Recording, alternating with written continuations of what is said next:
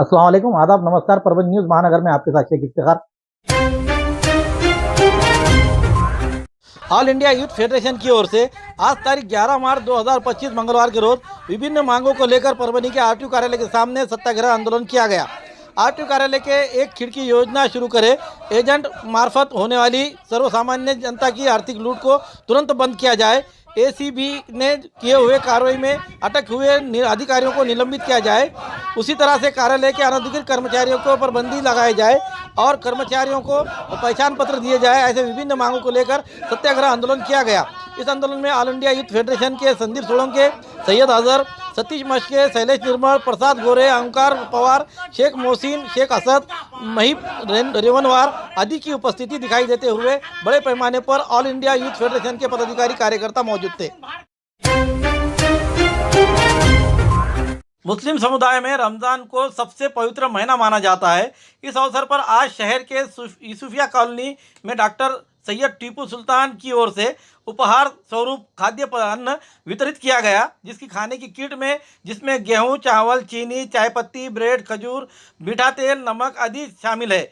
आज संपन्न हुए किट वितरण के दौरान डॉक्टर टीपू सुल्तान ने अपनी राय व्यक्त करते हुए कहा कि आज हमने कमज़ोर वर्ग के नागरिकों को उपहार के रूप में अनाज दिया है, अनाज की किट बांटी है। रमज़ान महीने में के इन गरीब घर में तबकों में भी आसानी के साथ ईद खुशी से मनाई जाए। इस मौके पर सैयद फारूक भाई, बाबा लाला, मुन्ना लाला, सदर खान, रिजवान पटेल, मोहसिन शेख, यूसुफ पठान, शाहरुख शेख, जावेद खान आदि इस समय किट वितरण करते समय मेहनत करते हुए नजर आए।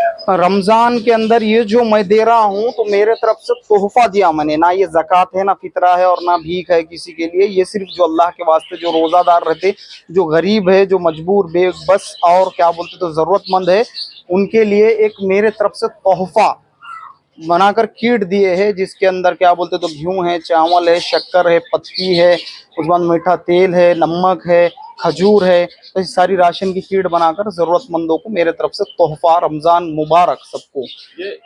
जी, कैसा रहता कि हमारे में कुछ ऐसा है कि कुछ लोगों को ज़कात चलती नहीं, तो वो लोग भी तो बेचारे क्या बोलते तो जरूरतमंद है, वो भी अंदर आ गए अगर लिस्ट में और आकर क्या बोलते तो लेकर गए तो फिर वो गुनाह की बात है। तो इसलिए बेहतर है कि मैं मेरे तरफ से डायरेक्ट तोहफा दे रहा हूँ और ये मेरे जेब से दे रहा हूँ मैं, ना कोई क्या बोलते तो किसी का ताउन इसमें शामिल है, ना किसी का कुछ है और ना क्या बोलते तो ज़कात है, वो सिर्फ तोहफा है। सुम्मा अल्हम्दुलिल्लाह, अल्लाह क्या बोलते तो मेरे तोहफे को कबूल फरमाए उसके बारगाह में।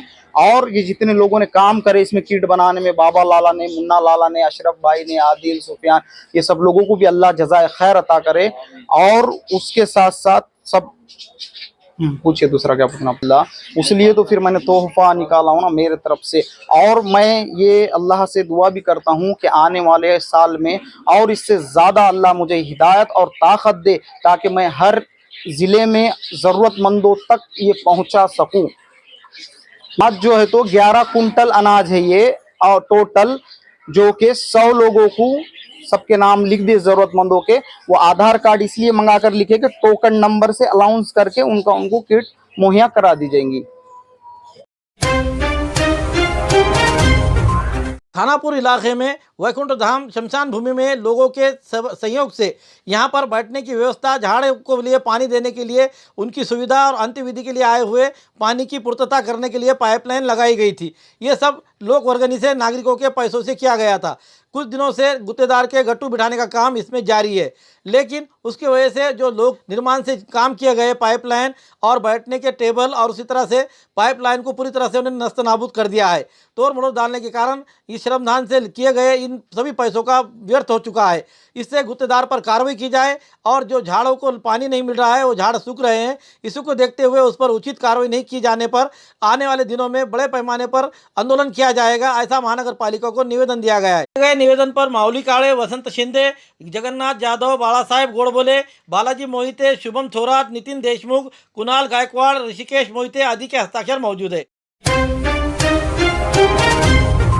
जेई टीकाकरण मुहिम का मौजे उमरी स्थित जिला परिषद केंद्रीय प्राथमिक स्कूल सरपंच जगन्नाथ गोरे इनके हाथों उद्घाटन किया गया। प्रमुख अतिथि के तौर पर स्कूल के व्यवस्थापन समिति के अध्यक्ष विठलराव गोरे ये थे। तो इस समय एचएम बालाजी रेड्डी, इनके अलावा अनंत कुलकर्णी, शरद लोहट, रघुनाथ कराड़े, धुराजी मगरे, अर्चना भारसवाड़कर, अर्चना आरळकर, ज्योति गांगुर्डे, विजया हाडे, तारंबेकर, प्रगति कराड़े, आशा सोमवार और शिक्षक वृंद उपस्थित थे।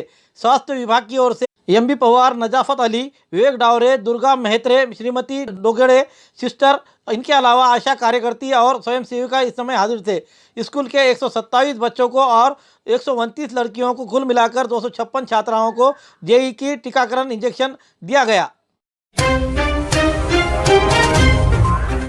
कचरू दादा गोडबोले ने संविधान की प्रतिकृति स्थापित करने की मांग को लेकर भूख हड़ताल की थी। महानगर पालिका आयुक्त धैर्यशील जादव ने महानगर पालिका के भूख हड़ताल करने वालों को अम्बेडकरी संगठनों के पदाधिकारियों की एक बैठक बुलाई थी। इस बैठक में मनपा आयुक्त धैर्यशील जादव इन्होंने कहा कि डॉक्टर बाबा साहेब अम्बेडकर पुतले के पास उनके सामने ही नए संविधान की प्रतिकृति मूर्ति रखकर पालक मंत्री के हाथों उपस्थित अनावरण समारोह का संबंध में कलेक्टर के साथ चर्चा चल रही है। ज्ञात रहे कि 10 दिसंबर को संविधान की प्रतिकृति का अपमान की घटना होकर 3 महीने हो गए हैं। क्योंकि डॉक्टर बाबा साहेब अम्बेडकर भारतीय संविधान की पहचान है, इसलिए कचरू दादा गोडबोले ने बार बार जिला प्रशासन को ज्ञापन दिया था, लेकिन प्रशासन ने ध्यान नहीं दिया। इसलिए उन्होंने भूख हड़ताल का सहारा लिया। अनशन के तीसरे दिन नगर निगम के लिखित पत्र के बाद अनशन स्थगित कर दिया गया।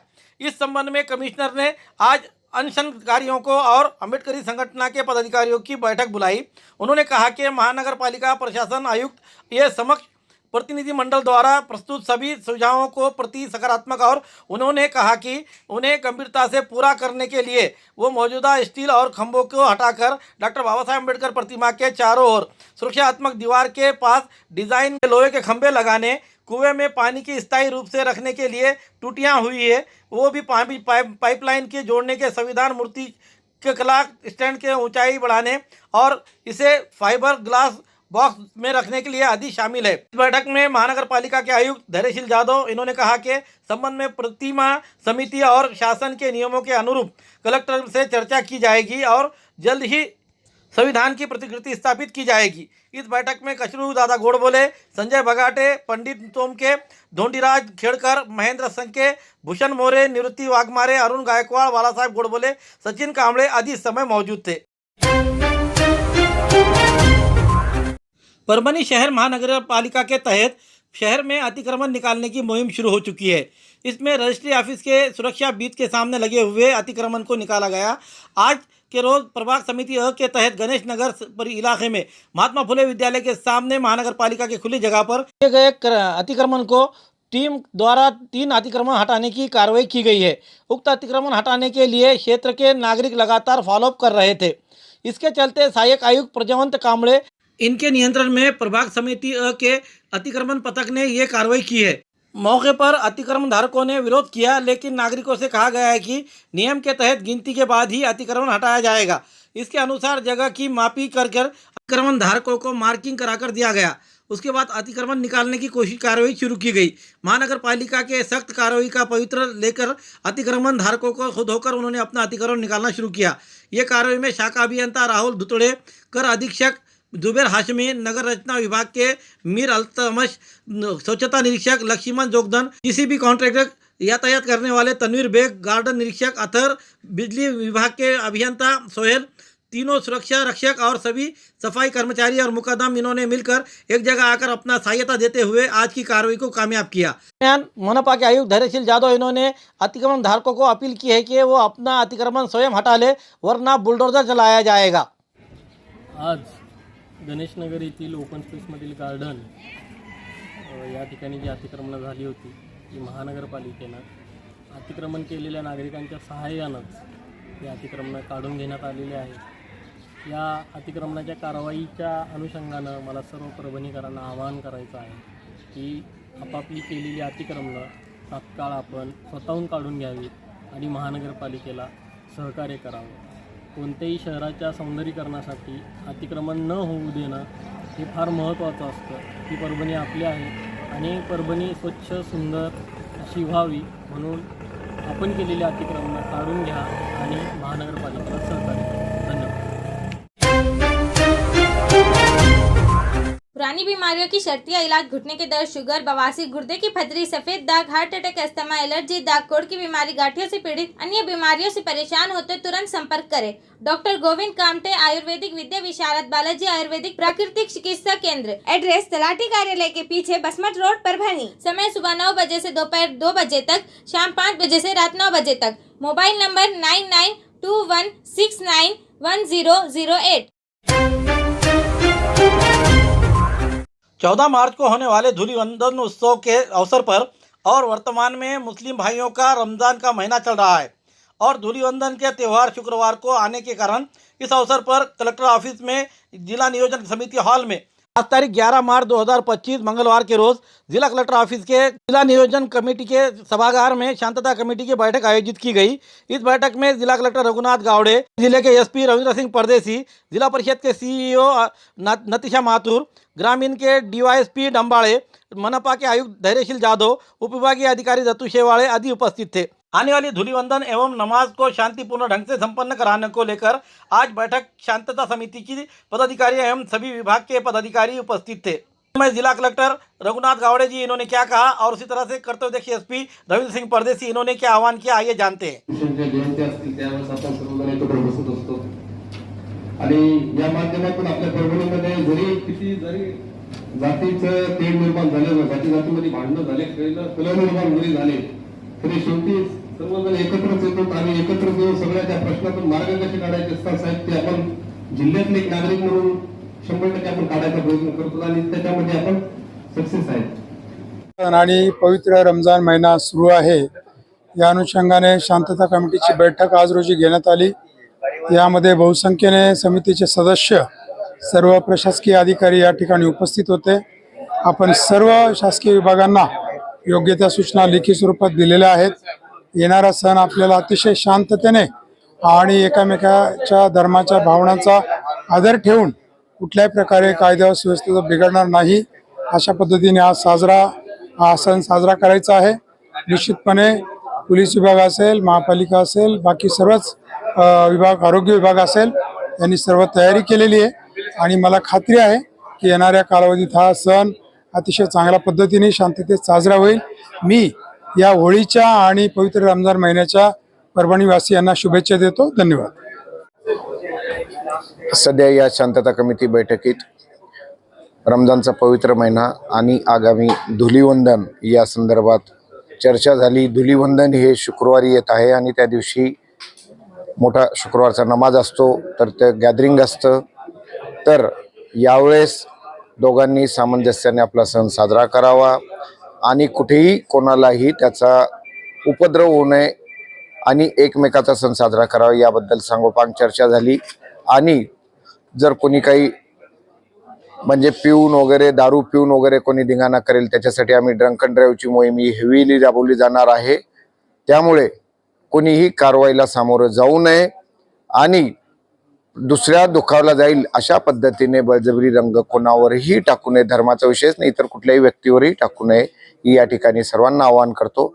आणि आपलं होळी, धुलीवंदन आणि रमजानचा महिना हा अशाच आनंदाने, एकोपाने आपल्या इथं साजरा होईल याची मला पूर्णपणे खात्री आहे आणि ती खात्री या ठिकाणी सर्व उपस्थित आमच्या शांतता समितीच्या सदस्यांनी दिली आहे। या सर्व सणांबद्दल सर्व नागरिकांना शुभेच्छा। आणि आमचा बंदोबस्त हा त्यावेळेस अतिशय तगडा बंदोबस्त असणार आहे, पेट्रोलिंग देखील असणार आहे आणि सर्वात महत्त्वाचं म्हणजे ड्रंक अँड ड्राईव्हची मोहीम असणार आहे, याची सर्वांनी नोंद घ्यावी। त्याच पद्धतीने सोशल मीडियावर देखील लक्ष असणार आहे। होईल आणि फुगे फेकणाऱ्यांवर होईल, कारण फुगा फेकणं ही डोळ्यासाठी अतिशय घातक गोष्ट आहे। डोळ्याला त्यातून गंभीर जखमा होऊ शकतात, चेहऱ्याला गंभीर जखमा होऊ शकतात। त्यामुळे कोणीही फुग्याचा वापर करू नये, रंग खेळावे, शक्यतो नैसर्गिक रंग वापरावेत आणि फुगा वापरूच नये। जो फुगा वापरेल त्याच्यावरती कारवाई करण्यात येईल या ठिकाणी मी सांगतो। धन्यवाद। परभणी के वसंतराव नाईक मराठवाड़ा विश्वविद्यालय यहाँ से मिट्टी और मुरुम निकालकर जो ले जाया जा रहा है और नेशनल हाईवे के रास्ते के लिए निर्माण के लिए इसका उपयोग किया जा रहा है। इससे लेकर यहाँ के कई सामाजिक संगठनाएं और किसानों ने और कई पक्ष और संगठन एनजीओ ने आवाज़ उठाते हुए ये बात कही है कि यहाँ का जो अवैध तरीके से मिट्टी और मुरुम लिया जा रहा है उस पर पाबंदी लगाई जाए। ऐसी मांग को लेकर कई धरने आंदोलन किए गए हैं और जिला कलेक्टर को निवेदन दिया गया है। इसी को लेकर आज हमारे महानगर की टीम कुलपति वसंतराव नाइक मराठवाड़ा कृषि विश्वविद्यालय के कुलपति डॉक्टर इंद्रमणि जी से मिली और उनसे इसका सविस्तर चर्चा किया।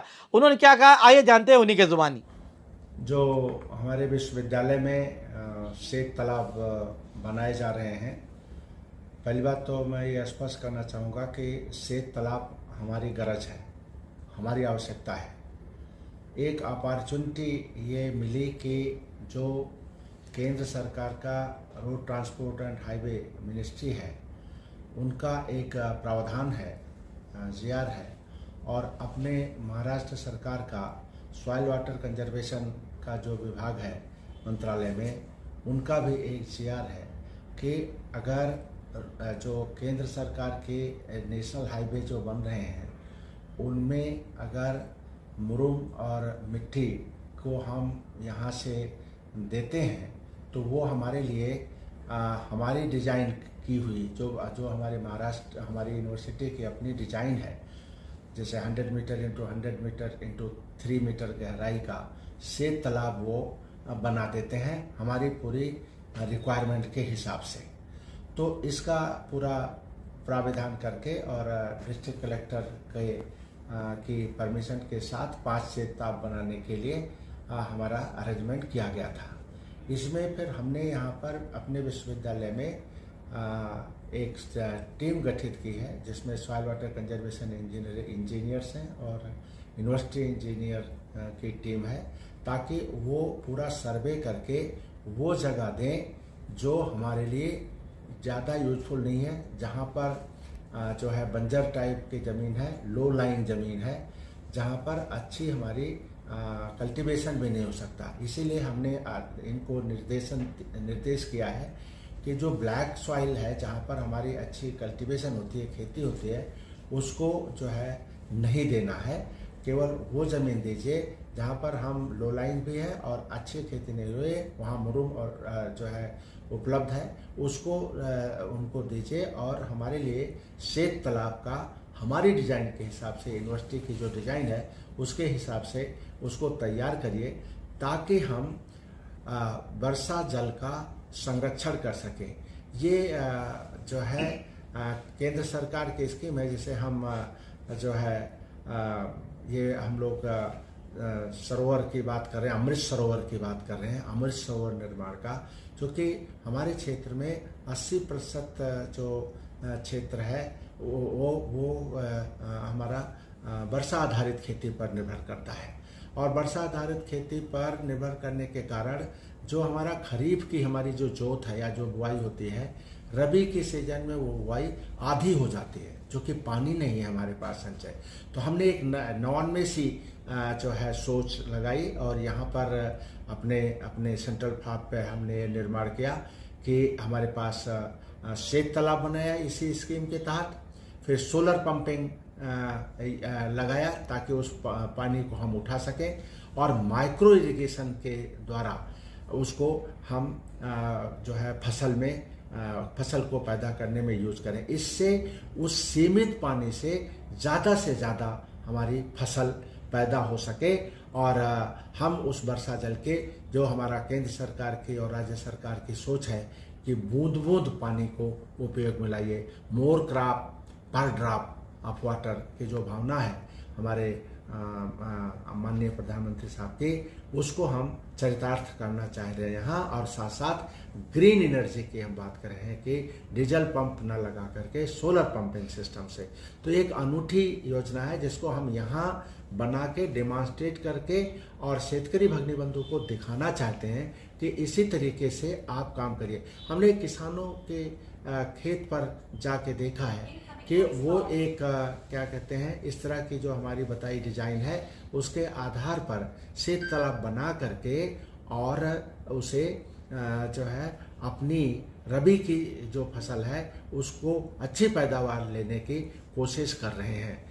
तो ये एक ऐसी योजना है जिसके तहत बूंद बूंद पानी का हम उपयोग कर सकें, वर्षा जल का हम संचय कर सकें, संचित वर्षा जल से हम अधिक से अधिक खेती कर सकें, और संचित वर्षा जल का जब परकोलेशन होगा तो हमारा ग्राउंड वाटर रिचार्ज भी होगा, और उस ग्राउंड वाटर रिचार्ज से हमें जो है जल संरक्षण जो है, जिससे हम अपने ग्राउंड वाटर टेबल को भी हम जो है ना ऊपर ला पाएंगे। तो ये सारा का सारा भिन्न भिन्न सिचुएशन के लिए है, और शेतकरी के और अपने हमारे फार्म की भलाई के लिए है। और इसमें किसी तरीके से ऐसा न सोचा जाए कि जो गवर्नमेंट के ऑर्डर्स हैं कि 3 मीटर से नीचे हम लोग अलाउ नहीं कर रहे हैं कहीं पर खनन को, इसको खोदने को, तो इसको माइनिंग का रूप न दे करके इसको ये समझा जाए शेत तालाब बनाने का योजना है। हमें वही शेत तालाब अगर अपने आप बनाना पड़ता तो लाखों रुपए खर्च होते हैं। यहाँ पर हमें वो फ्री में मिल रहा है बन करके, और हम अपने जो है उस रिसोर्स को यूज करके टेक्नोलॉजी के रूप में हम दिखाने की कोशिश कर रहे हैं। तो मैं समझता हूँ कि सभी को इस बात को समझना चाहिए कि शेत तालाब विश्वविद्यालय की गरज है, और उसके आधार पर हम अपनी कृषि की रिसर्च को और अच्छा कर पाएंगे, और उस रिसर्च को अपने शेतकरी बंधु के जो है खेतों पर ट्रांसलेट कर पाएंगे कि कैसे बूंद बूंद पानी का संचय करके और पर ड्रॉप मोर क्रॉप के जो इथॉस है उसको हम कैसे सफल बनाएं। धन्यवाद। तो परमिशन है वो आपने नहीं लिया, ऐसे आरोप हो रही है? नहीं, हमने जैसे बताया 2 बातें हैं। एक तो ये है कि ऑलरेडी एक जो इस्टेब्लिश सिस्टम है उसके साथ जो हमारे डिस्ट्रिक्ट के कलेक्टर ऑफिस है, कलेक्टर ऑफिस की परमिशन है, जिसमें दोनों जीआर जो मैंने बताया, जो केंद्र सरकार का जीआर है रोड ट्रांसपोर्ट एंड मिनिस्ट्री का, और जो अपने सॉइल एंड वाटर कंजर्वेशन जो डिवीजन है महाराष्ट्र सरकार मंत्रालय का, उसका दोनों के जीआर के आधार का देते हुए डिस्ट्रिक्ट कलेक्टर ने उन 5 शेत तालाब के लिए इनिशियल हमें जो है ना परमिशन दिया हुआ है। तो इसमें किसी तरीके की बात नहीं है कि ये जो है ना हमने परमिशन नहीं ली है, और इस बात की सूचना जो है हमने अपने जो खूबसूरती का राज डॉक्टर हाशमी के पास। बालों का झड़ना, चेहरे के दाग व धब्बे, दीगर समस्याओं का इलाज हमारे पास। हमारे अपने बनाए हुए प्रोडक्ट्स 100% नेचुरल, कुदरती तौर पर इलाज बगैर किसी साइड इफेक्ट के साथ पूरी तरह से कुदरती व खालिश प्रोडक्ट्स आपके सामने बनाए जाएंगे। हमारे खुद के बनाए हुए प्रोडक्ट शिकाकाई, रीठा, आंवला, मेथी, गुड़हल के फूल, भिंगरा, एलोवेरा के जरिए हर्बल ऑयल वो हर्बल शैम्पू बालों का झड़ना व डैंड्रफ को खत्म करने के साथ सर की खुजली को खत्म करे। पतले बालों का इलाज फायदेमंद है, साथ ही बालों को लंबा, घना और खूबसूरत बनाए। चेहरे के दाग धब्बे, कील, मुहासे, रूखी त्वचा वो चेहरे की झुर्रियां खत्म करे, साथ ही चेहरे को खूबसूरत बनाता है। खूबसूरती का राज डॉक्टर हाशमी के पास। हमारे पास ऑयल मशीन है जिससे हम आपके लाए गए खोपरा, कलौंजी, बादाम व अन्य सामग्री का तेल निकाल कर देंगे आपके सामने। एड्रेस डॉक्टर हाशमी मिनाज, खान साहब बिल्डिंग के पीछे, दरगाह रोड, परभनी। 8421522947, 8669131304। मिलने का समय सुबह 9 बजे से दोपहर 2 बजे तक और शाम 5 बजे से रात 9 बजे तक। हमारी न्यूज़ आपको किस तरह पसंद आ रही है इसके बारे में लाइक करें, शेयर करें, कमेंट करें। अब तक हमारा चैनल सब्सक्राइब नहीं किया है तो सब्सक्राइब जरूर करें। बेल आइकन का बटन जरूर दबाएं ताकि पहली हुई खबर आप तक पहुंच सके। साथ ही साथ हमें फेसबुक पर फॉलो करें।